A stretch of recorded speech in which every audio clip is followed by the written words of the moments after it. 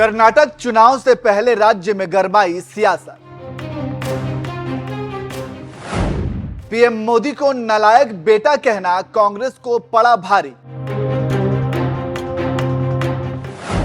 BJP ने जताया ऐतराज तो एक्शन में आई चुनाव आयोग। चुनाव आयोग ने लिया संज्ञान तो प्रियंका की अकल आ गई ठिकाने। नमस्कार, मैं नियाज खान और आप देख रहे हैं एनएमएफ न्यूज। लोकतंत्र में अभिव्यक्ति की आजादी के नाम पर कुछ लोग कुछ भी बोल देते हैं, यहां तक कि प्रधानमंत्री मोदी को गाली तक दे देते हैं।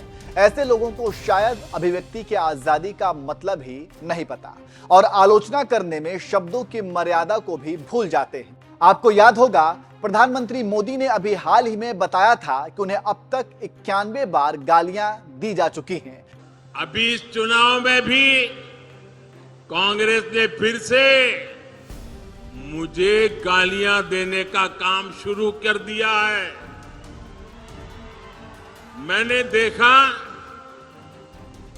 किसी ने उन गालियों की लिस्ट बनाई है और वो गालियों की लिस्ट मुझे दी है।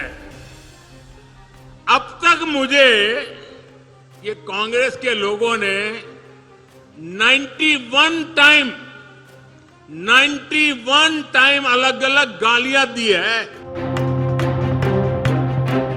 अभी उन्होंने इस बात का जिक्र ही किया था कि प्रियंका खड़गे, जो कि कांग्रेस अध्यक्ष मल्लिकार्जुन खड़गे के बेटे हैं, उन्होंने पीएम मोदी के लिए ऐसी बात कह दी जिसके बाद फिर से हंगामा हो गया और आखिर में इलेक्शन कमीशन को इस मामले में नोटिस तक भेजना पड़ा।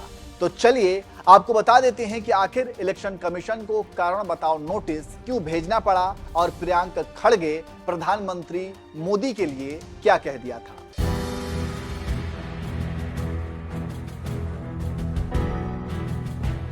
आपको पता है कि कर्नाटक में चुनाव होने वाला है। 10 मई को राज्य में मतदान होना है और सभी पार्टियां चुनावी मैदान में भी कूद चुकी हैं और धड़ल्ले से बयानबाजी का दौर जारी है। वहीं बयानबाजी के इस दौर में कुछ नेताओं की जुबान भी खूब फिसल रही है। इसी कड़ी में कर्नाटक के गुलबर्ग में एक चुनावी रैली को प्रियंका खड़गे संबोधित कर रहे थे और इसी दौरान उन्होंने मोदी की ओर इशारा करते हुए कह दिया था कि अगर घर का बेटा नालायक हो तो घर कैसे चलेगा। समाज आप फिक्र मत कीजिए, बंजारा समाज का एक बेटा उधर दिल्ली में बैठा है। आप कैसे बेटा निकले जो अपने घर को नहीं संभाल सके? जो बेटा घर को संभाल नहीं सकता वो क्या करेगा? अगर मैं अपने घर को संभाल नहीं सकता तो मैं भी नालायक ही हुआ ना। ಬಹಳ ಸ್ಪಷ್ಟವಾಗಿ ಹೇಳ್ತಾ ಇದ್ದೀನಿ, ಮನೆ ನಡೆಸೋದಕ್ಕೆ ಮತ್ತೆ ಅದೇ ಒಂದು ಇದು ತಗೊಂಡು ಎಲ್ಲೆಲ್ಲೋ ಹೋಗೋದು ಬೇಡ। प्रियंका खड़गे के इसी आपत्तिजनक बयान पर बीजेपी नेताओं ने उनकी शिकायत चुनाव आयोग से की थी और चुनाव आयोग ने भी बीजेपी नेताओं की शिकायत के बाद संज्ञान लेते हुए प्रियंका खड़गे को कारण बताओ नोटिस जारी कर दिया। चुनाव आयोग ने उनके बयान को अपमानजनक और प्रथम दृष्टया आचार संहिता का उल्लंघन बताते हुए जवाब मांगा था।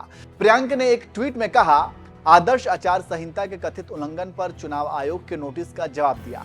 मैं वंचितों की आवाज उठाने के लिए कोई भी बलिदान देने और किसी भी सजा को स्वीकार करने के लिए तैयार हूं। जय हिंद, जय कर्नाटका। प्रियंका खड़गे ने कहा कि वह वंचितों की आवाज उठाने के लिए कोई भी सजा स्वीकार करने के लिए तैयार है। उन्होंने दावा किया कि उन्होंने आचार संहिता का उल्लंघन नहीं किया है। चुनाव आयोग के नोटिस में कहा गया था, प्रथम दृष्टया ऐसा लगता है कि खड़गे ने नेताओं के निजी जीवन पर हमलों के खिलाफ प्रावधानों का उल्लंघन किया है।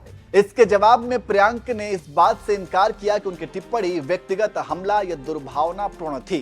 उन्होंने कहा, वास्तव में मेरा बयान एक कांग्रेस नेता के रूप में प्रधानमंत्री के सार्वजनिक भाषण के जवाब में था, जो उनकी खोखली बयानबाजी को दिखाता है।